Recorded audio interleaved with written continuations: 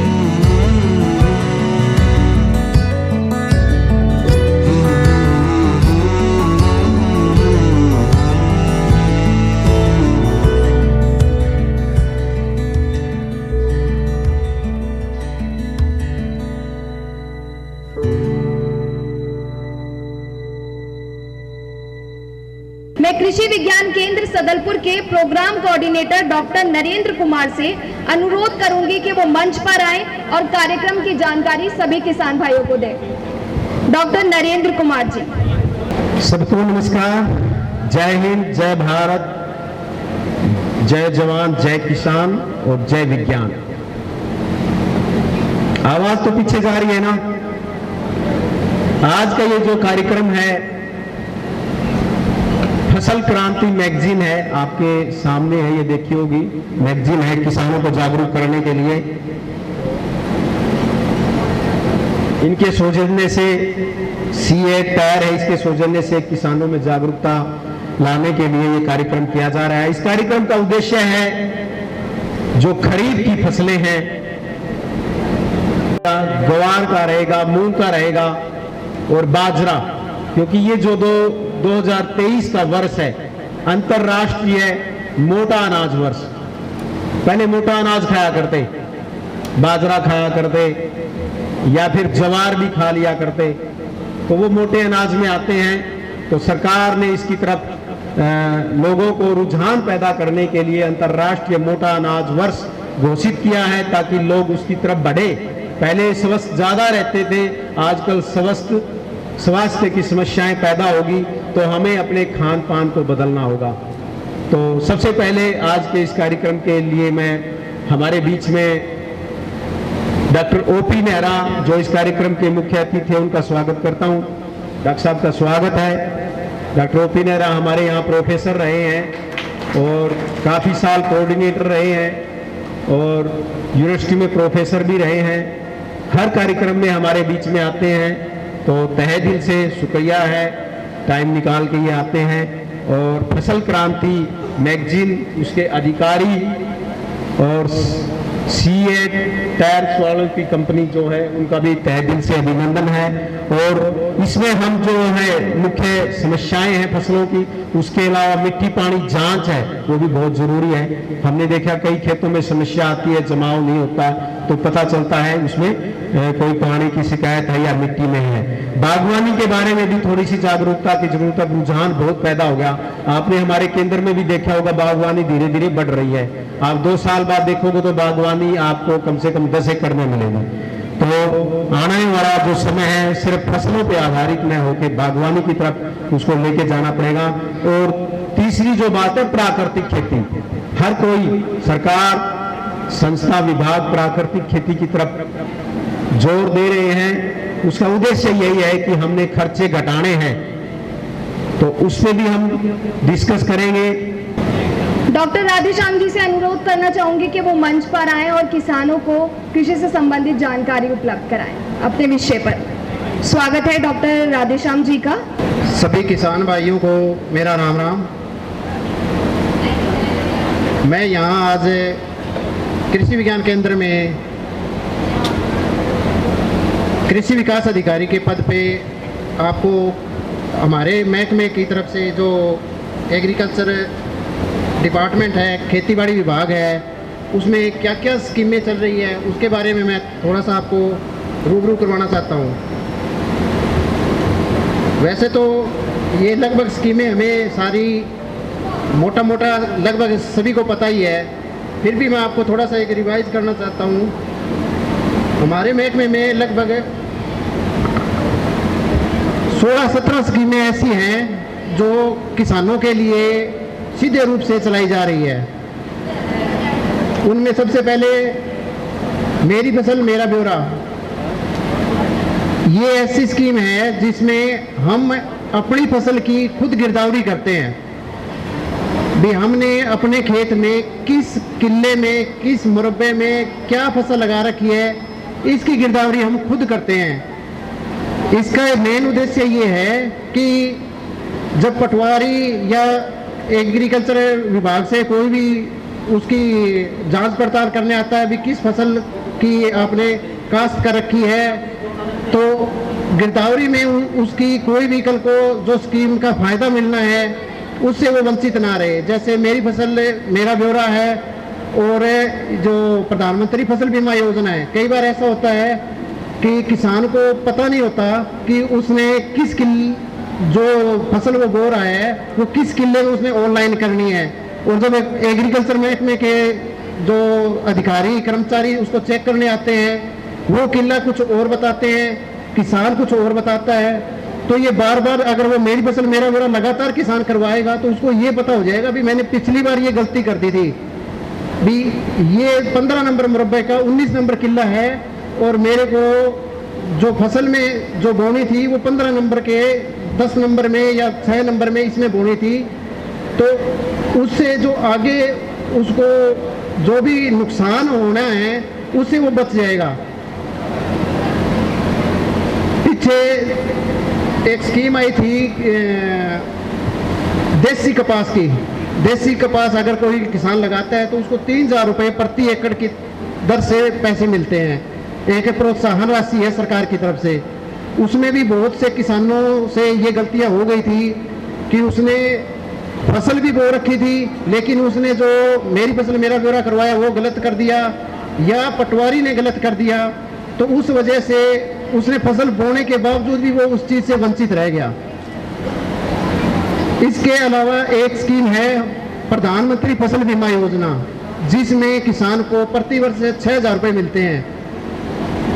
अभी भी सदलपुर के भी बहुत सारे किसान ऐसे हैं जिन्होंने रजिस्ट्रेशन करवा रखा है, लैंड सीडिंग मतलब भूमि का सत्यापन भी करवा रखा है, लेकिन फिर भी उनके पैसे उनके खाते में नहीं आ रहे। डॉक्टर राधेश्याम जी ने योजनाओं के बारे में जानकारी दी, लेकिन आप सभी किसान भाइयों से मैं निवेदन करना चाहूँगी कि अगर आपको कोई भी समस्या हो, किसी भी चीज़ के बारे में पूछना हो, तो तमाम कृषि वैज्ञानिक आपके बीच मौजूद हैं। आप अपनी समस्याओं का निवारण उनसे जान सकते हैं कि कोई भी समस्या आप उनसे पूछ सकते हैं कि योजनाओं में अगर आपको किसी भी तमाम तरह की समस्याओं के बारे में सूचना ना मिली हो या आप सही से समझ ना पाए हो तो आप किसी से भी पूछ सकते हैं।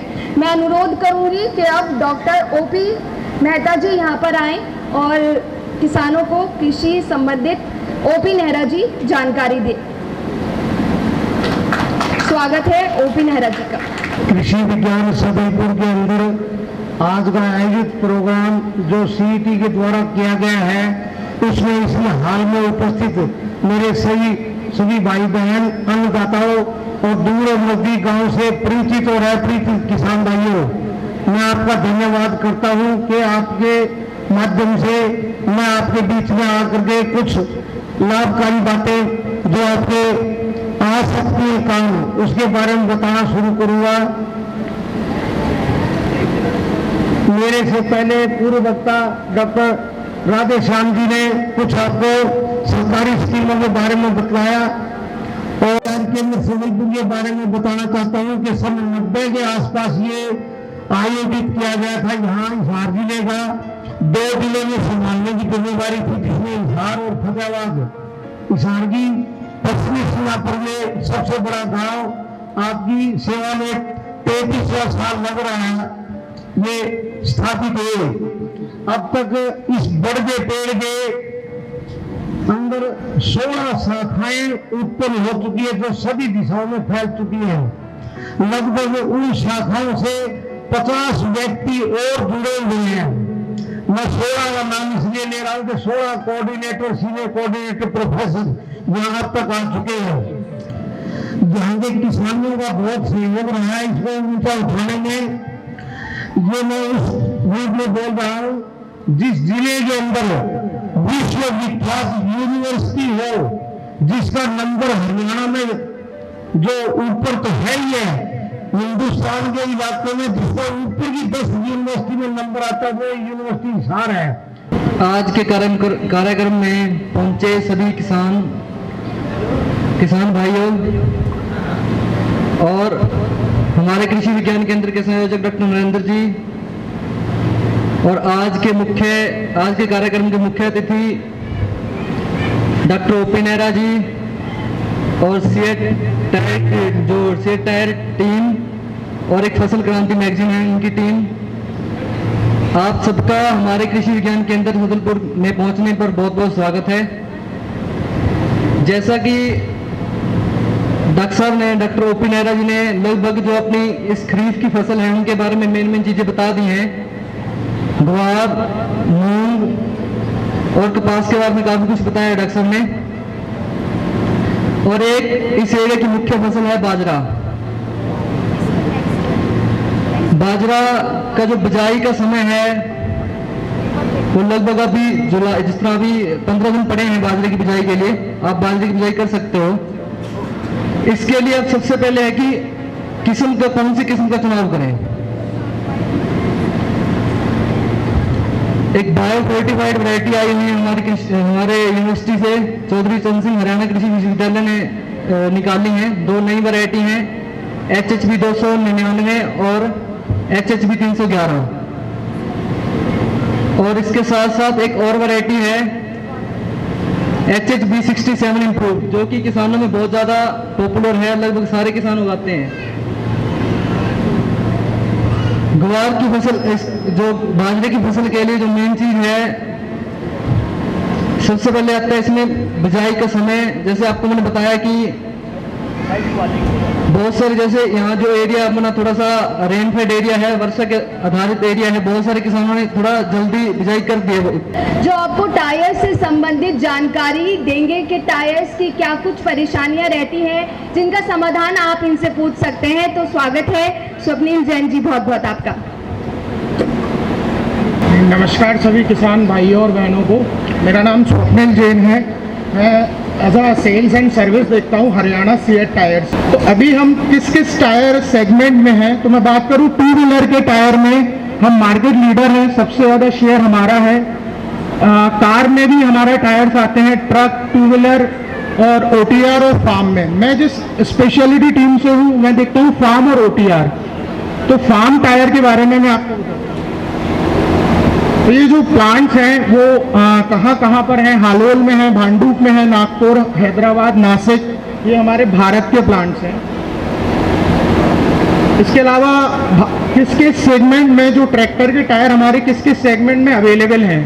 हमारा ट्रैक्टर ट्रॉली का टायर आता है 916, ट्रैक्टर फ्रंट के 616, 750, 16, 1016 ये टायर्स भी अवेलेबल हैं। और ट्रैक्टर रियर के जो यूजुअल साइजेस रहते हैं, जो लगते हैं 12, 13, 14, 16, 28 साइज के टायर भी अवेलेबल हैं, जो वर्धन सीरीज में अवेलेबल हैं।